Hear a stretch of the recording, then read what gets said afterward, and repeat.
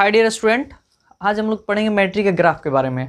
हम लोग के जो मैट्रिक एग्ज़ाम होता है, इसमें मैट्रिक के एग्ज़ाम में ग्राफ जो है 5 नंबर का आता है। तो इसके लिए हम लोग ऐसे तरीक़ा से ग्राफ पढ़ेंगे, एक ही ग्राफ में ग्राफ कोई भी आए, आप लोग अगर इसको शेड्यूल तरीक़ा से देख लेते हैं, पूरा अगर एक्सप्लेन करके देख लेते हैं, तो मतलब आपको कोई दूसरा ट्रिक देखने की आवश्यकता नहीं है। देखिए थोड़ा ध्यान से, आपके एग्जाम में हूबहू ऐसे ही क्वेश्चन आते हैं, मतलब वैल्यूएशन अलग अलग रहेगा। सिर्फ देखिए यहाँ पे है एक क्वेश्चन रहेगा, तो इसका एक समीकरण हम क्या करेंगे कि इसको मान लेंगे और ये आपका हो जाएगा सेकंड समीकरण। इसको हम देखिए क्या करेंगे कि दोनों के लिए एक एक डब्बा बनाएंगे। और डब्बा कैसा होगा तो देखिएगा थोड़ा, ये हो गया आपका डब्बा, ये हो गया आपका डब्बा। अब देखिए इसके लिए हम अलग डब्बा बनाएंगे, तो इसके लिए हम यहाँ पर डब्बा बना लेते हैं। ये आपका हो गया दूसरा डब्बा। थोड़ा ध्यान से देखिए, यहाँ पे हम लिख देंगे x और यहाँ पे लिख देंगे y, यहाँ पे लिख देंगे x और यहाँ पे लिख देंगे y। उसके बाद देखिए क्या करते हैं कि इसको ऐसे सजाना है, यहाँ पे आप लिख दीजिएगा समीकरण 2 के लिए, और आप यहाँ पे लिख दीजिएगा, अगर ऊपर स्पेस नहीं हो तो नीचे भी लिख सकते हैं, साइड में कहीं भी लिख सकते हैं, समीकरण 1 के लिए। थोड़ा ध्यान से देखिए क्या करते हैं कि इसको हम यहाँ पे लाते हैं, यहाँ पे आपका हो गया x minus y equal to 1, और यहाँ पे क्या करेंगे कि x को यहीं पे रख लेंगे, x हो या फिर y हो, जो माइनस वाला होगा उसको आप उठा के भेज दीजिएगा, अगर प्लस वाला भी रहेगा तब भी आप उठा के भेज दीजिएगा।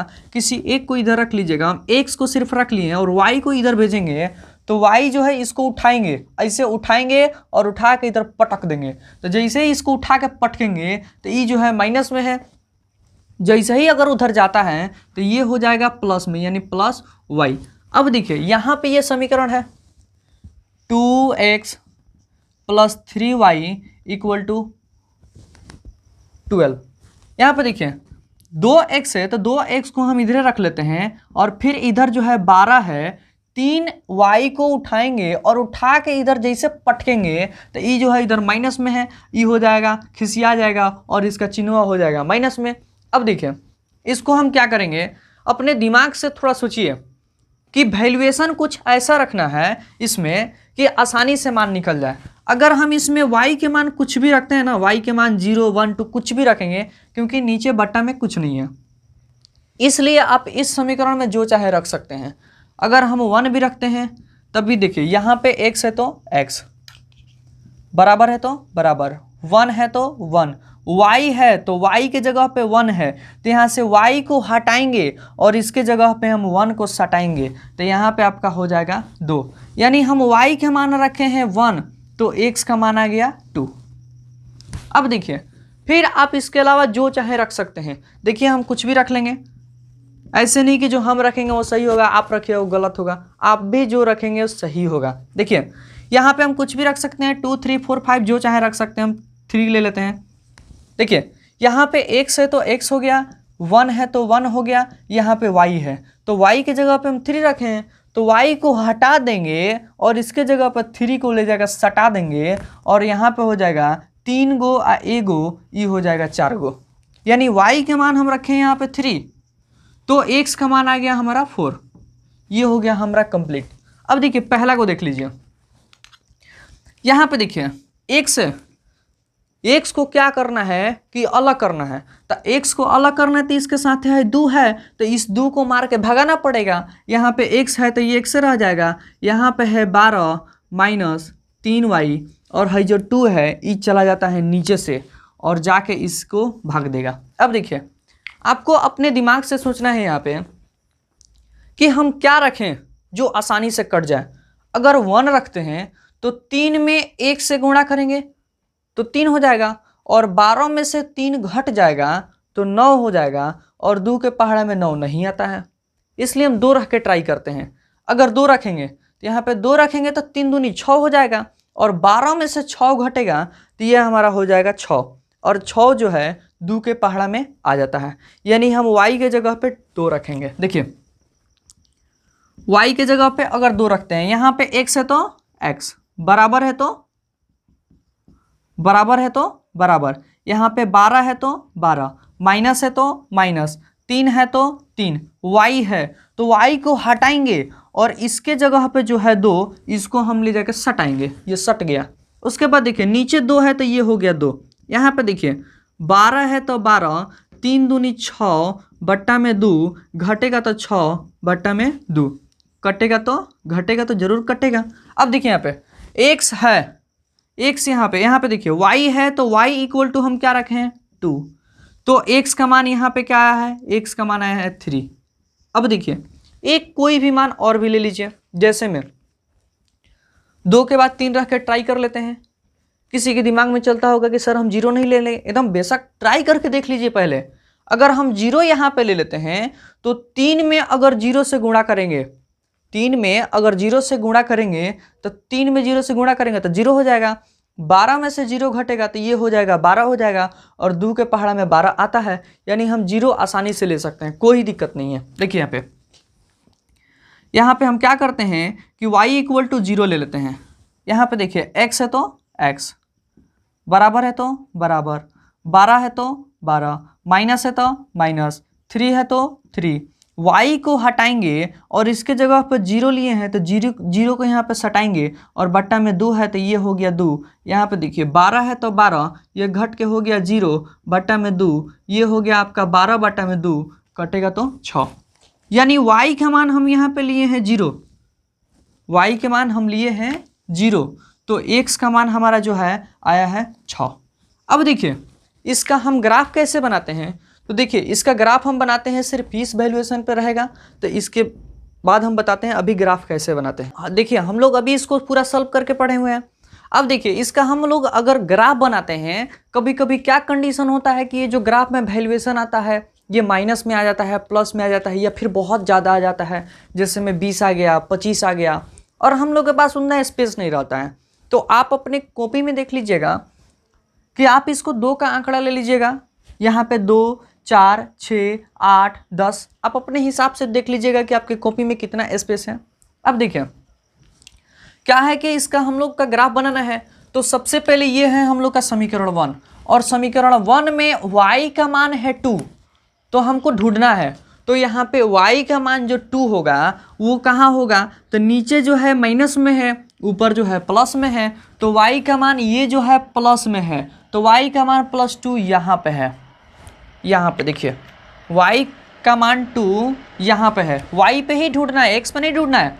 अब देखिए इसी में देखिए सिर्फ आप पहले इसको ढूंढिए, यहाँ पे x का मान क्या है, तो x का मान 3 है, तो x का मान 3 कहाँ पे होगा, तो x का मान 3 इधर है प्लस में, इधर है माइनस में, और जिसके पहले कुछ नहीं रहता है उसके पहले प्लस रहता है, जिसका कोई नहीं उसका ऊपर वाला। देखिए यहाँ पे 3 है तो 3 के पहले प्लस है, तो कहाँ पे ढूंढेंगे, तो यहाँ पे है x जो है प्लस में यहाँ पे है। अब देखिए इसको और इसको हम लोग मिलाएंगे कैसे, तो आप लोग अगर ग्राफ पढ़ते होंगे तो उस ग्राफ में क्या होता है कि पूरा लाइनिंग करके रहता है। यहाँ पे देखिए ग्राफ में पूरा लाइनिंग करके रहता है, तो हम इसको क्या करेंगे कि आगे की तरफ मिलाएंगे, इसको डॉटेड लाइन से आगे की तरफ लेके जाएंगे, और इसको क्या करेंगे और आगे की तरफ लेके जाएंगे, और इसको क्या करेंगे कि आगे की तरफ लेके जाएंगे। लहरिया कट मत मारिए, एकदम तिरछा तिरछी नहीं मारना, एकदम सीधा स्ट्रेट रहना चाहिए। देखिए इसको आगे की तरफ लेके जाएंगे, यहाँ पे मिलेगा एक, इसको यहाँ पे लेके जाएंगे। देखिए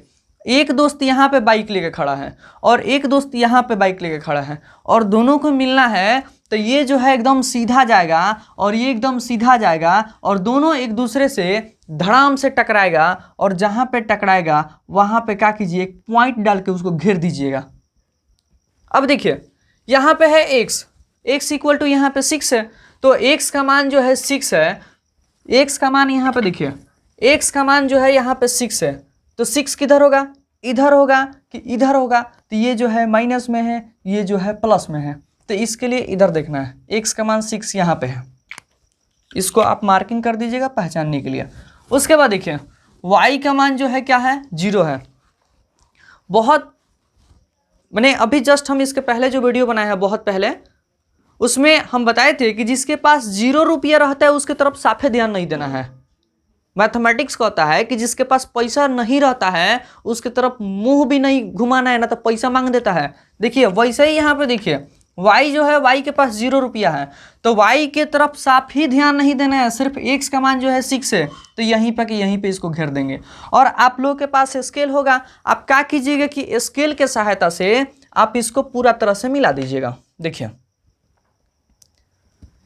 हम इसको क्या कर रहे हैं कि स्केल के सहायता से मिला दे रहे हैं।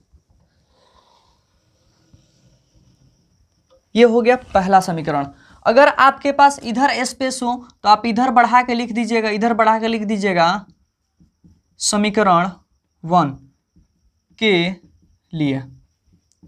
अब देखिए अब हम क्या करेंगे कि दूसरे समीकरण के लिए बनाएंगे। तो दूसरा समीकरण जो है यहाँ पे x है, x का मान जो है 2, x का मान 2 कहाँ पे होगा, तो सबसे पहले x ये है, x ये है, तो x का मान ये जो है प्लस में है, जिसके पहले कुछ नहीं रहता है उसके पहले प्लस छिपा रहता है। अब देखिए x का मान 2 कहाँ पे है, तो x का मान 2 यहाँ पे है, और यहाँ पे देखिए y का मान 1 कहाँ पे है, तो y का मान 1 यहाँ पे है। अब दो गो दोस्त हैं, एक दोस्त यहाँ पे बाइक लेके खड़ा है, एक दोस्त यहाँ पे बाइक लेके खड़ा है, और दोनों को मिलाना है, तो दोनों को मिलाना है तो ये जो है अपना बाइक लेके एकदम सीधा आएगा, लहरिया कट मत मारिएगा, और इसको जो है आगे की तरफ लेके जाएंगे और दोनों दोस्तवा एक जगह पर धड़ाम से टकराएगा, वही जी आंसर आ जाता है।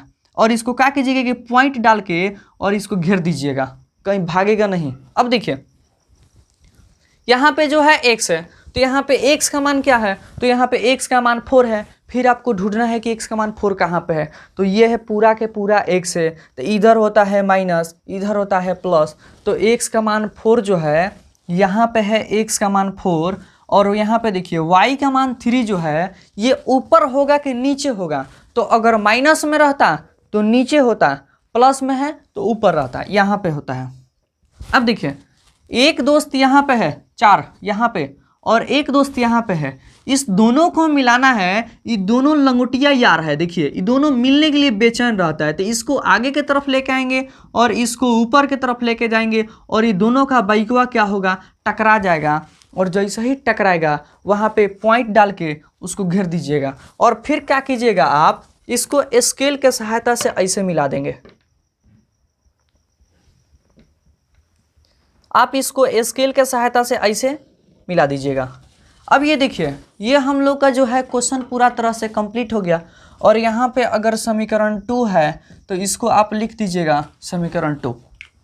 अब देखिए क्या होता है कि कभी कभी एग्जाम में ऐसे भी क्वेश्चन आ जाता है कि आप एक्स अक्ष को छायांकित करें, तो थोड़ा ध्यान से देखिएगा।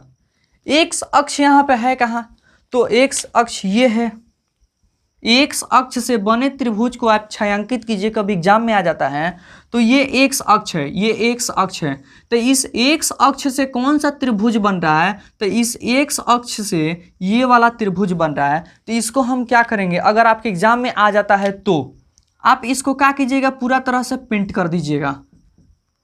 लेकिन आपके एग्जाम में अगर एक्स अक्ष नहीं आता है तो घबराना नहीं है, अगर y अक्ष आ जाता है तो उसमें क्या कीजिएगा कि आप इसको छोड़ दीजिएगा, आप इसको छोड़ दीजिएगा और y पे आ जाइएगा। और जैसे ही आप y पे आते हैं तो यहाँ पे देखिएगा कौन सा त्रिभुज बना हुआ है, तो y से जो है ये वाला त्रिभुज बना हुआ है। इसको क्या कीजिएगा कि आप प्रिंट कर दीजिएगा और इसको आप प्रिंट करके छोड़ दीजिएगा। अब देखिए इसका जो आंसर है वो क्या आया है, तो जब दोनों रेखाएं एक दूसरे से आके कटती है और जहाँ पे आके कटती है आप वहीं पे जाके खड़ा हो जाइएगा। हम क्या हुए कि यहाँ पे आके जब खड़े हो जाते हैं तो यहाँ से खड़ा होकर और नीचे की तरफ देखते हैं, तो नीचे की तरफ देखेंगे तो हम कहाँ पे देखेंगे जी, 3 पे देखेंगे। तो ये 3 जो है इसको हम लोग बोलते हैं एक्स अक्ष। तो यहाँ पे आपका एक्स का मान हो जाएगा 3, यहाँ पे x का मान हो जाएगा 3। और फिर आप क्या कीजिएगा कि यहीं से खड़ा होकर के आप y की तरफ देखिएगा, तो यहाँ पे y का मान जो है 2 है। ये जो है हम लोग का कंप्लीट हो गया।